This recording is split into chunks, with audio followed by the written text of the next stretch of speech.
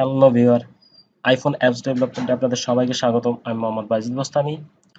আমি আজকে যে বিষয়টা নিয়ে আলোচনা করব সেটা হলো হোয়াট ইজ কনস্ট্রাইন্ট। কনস্ট্রাইন্টটা আসলে কি বা কি এর ফ্যাসিলিটিটা আসলে কি? তো আমি প্রথমে একটু বলে নিই যে কনস্ট্রাইন্টটা হলো আমাদের অ্যাপসের যে ডিজাইন আমরা করি সেই ডিজাইনটা যেন আমাদের রিয়েল ডিভাইসেও ঠিক সেম ভাবে শো করে। শুধুমাত্র আমাদের এই একটা মাত্র ডিভাইস না, যেন ডিভাইসের বিভিন্ন স্ক্রিন সাইজ থাকে আপনারা জানেন। তো বিভিন্ন স্ক্রিন সাইজ অর্থাৎ ট্যাবে হতে পারে বা আমাদের সিম্পল আইফোন 3.5 বা 5 ইঞ্চির হতে পারে, বা যে ডিফারেন্সটা আছে স্ক্রিনের, সেই স্ক্রিনের ডিফারেন্সটার দিকে খেয়াল রেখে যেন আমাদের ডিজাইনটা ঠিক সেইভাবেই শো হয়। তো সেজন্যই আসলে এই কনস্ট্রেইনটা ইউজ করা হয়।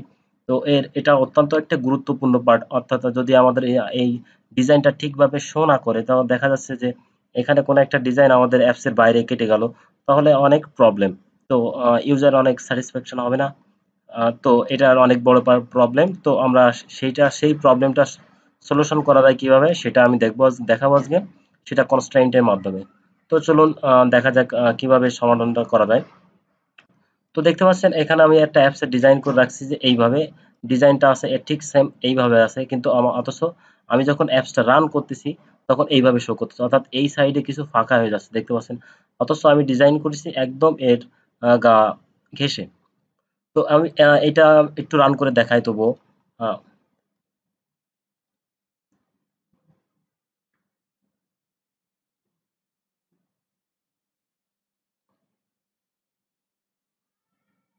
দেখতে পাচ্ছেন এই সাইডে কিছুটা ফাঁকা আসছে। এখন আমি তো চাইছিলাম যে এইভাবে শো হোক।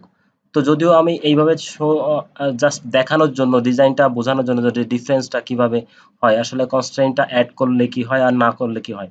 তো এখন আমি দেখাবো যে কনস্ট্রেইনটা অ্যাড করলে কি সুন্দর আমরা ডিজাইনটা সুন্দরভাবে করতে পারি। তো এই ডিজাইনটা আমরা একদমই এই বরাবরই দেখতে চাই, সেজন্য জাস্ট এই ডিজাইনটা সিলেক্ট রেখে জাস্ট এই সাইডে দেখেন, এই সাইডে একটা বাটন আছে, যে বাটনের মতো আইকনের মতো আছে অ্যাড নিউ কনস্ট্রেইন। তো এখানে আমরা ক্লিক দেব। ক্লিক করার পর আমরা কোন বাটনটা এইটা আগে এইটার জন্য কনস্ট্রেইনটা সিলেক্ট করতে চাই, জাস্ট ওই বাটনটা সিলেক্ট রেখে, অর্থাৎ এই টেক্সট ফিল্ডটা সিলেক্ট রেখে জাস্ট এখানে দেখতে পাচ্ছেন যে এখানে টপে কত জায়গা বাকি খালি থাকবে এবং লেফটে কত জায়গাটুকু খালি থাকবে এবং রাইটে দেখতে পাচ্ছেন যে এখানে জিরো জায়গা, অর্থাৎ ডিভাইসের একদম মনিটর ডিভাইসের যে স্ক্রিন সাইজের একদম সাথে সাথে লেগে থাকবে। তো আমরা জাস্ট এইটাই করে দেবো, জাস্ট এই কনস্ট্রেইনটা অ্যাড করে দেবো। ঠিক এইভাবে আসলে শো করবে আমাদের রিয়েল ডিভাইস, যে কোনো মনিটরে, যে কোনো ডিসপ্লের মোবাইলে যেন এইভাবে শো করে আমাদের অ্যাপসটা, সেজন্য। তো এখন জাস্ট অ্যাড থ্রি কনস্ট্রেইনটা অ্যাড করে দেবো। তো সেম ভাবে আমরা দ্বিতীয়টার জন্য করে দেবো,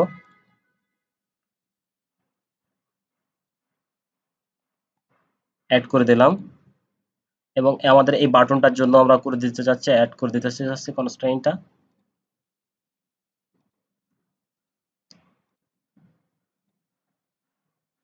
এবং আমাদের এই লেভেলটার জন্য, লেভেলটা যেখানে আছে ঠিক সেখানে যেন শো হয়, সেজন্য আমরা লেভেলটার সাথেও একটা কনস্ট্রেইনট অ্যাড করে দিতে যাচ্ছি। তো আমাদের কনস্ট্রেইনটা এড করা হয়ে গেল। এখন যদি আমার অ্যাপসটা ইউজ করি, মানে রান করি, তাহলে দেখা যাক কেমন হয়।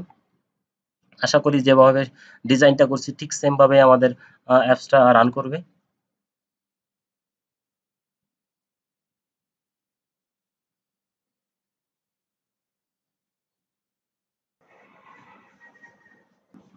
তো দেখতে পাচ্ছেন যে আমি যেভাবে ডিজাইনটা করছি ঠিক সেম ভাবে একদমই মনিটর সাথে অর্থাৎ স্ক্রিনের সাথে লেগে গেছে। সো আমরা যেভাবে আসলে করতে চাই ঠিক সেইভাবে আমাদের কনস্ট্রেইনটা সেট করে দিলে আমাদের কনস্ট্রেইনটা ঠিক সেইভাবে অ্যাপসটা শো হবে। সে বিভিন্ন স্ক্রিন সাইজের হোক না কেন, শো করবে। সো এই কনস্ট্রেইনটা অত্যন্ত গুরুত্বপূর্ণ। সো ধন্যবাদ। দেখা হবে পরবর্তী টিউটোরিয়ালে নতুন কোনো টপিক নিয়ে। ধন্যবাদ।